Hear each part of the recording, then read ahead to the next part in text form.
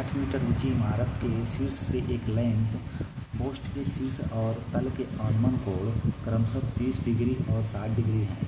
तो lamp post की ऊंचाई क्या है? देखिए 60 मीटर ऊंची इमारत है, एक लैंप लगा है, ठीक ना।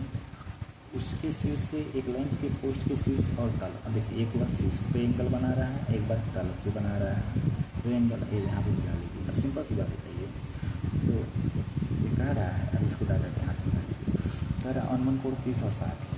देखिए एक बार एक 30 एंगल बना रहा है और एक कितना बना रहा है, 60 बना रहा है।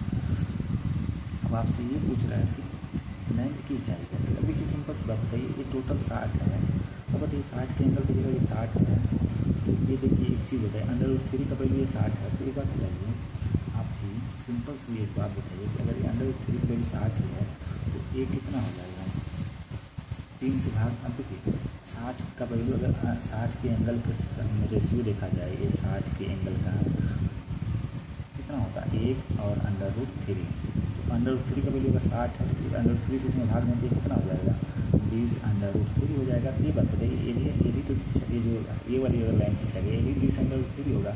अब बताइए अगर ये वाली दूरी हम पता कर लें यहाँ से लेकर यहाँ तक, तब 30 वाला रेशियो देखिए, 30 वाला जो रेशियो होता है ये क्या होता है आपका, ये होता है √3 1। अब बताइए √3 का वैल्यू अगर ये दिया है तो √3 से इसमें भाग दिया एक हिस्सा वैल्यू निकल जाएगा, तो एक हिस्सा वैल्यू कितना हो जाएगा, ये 20 हो जाएगा।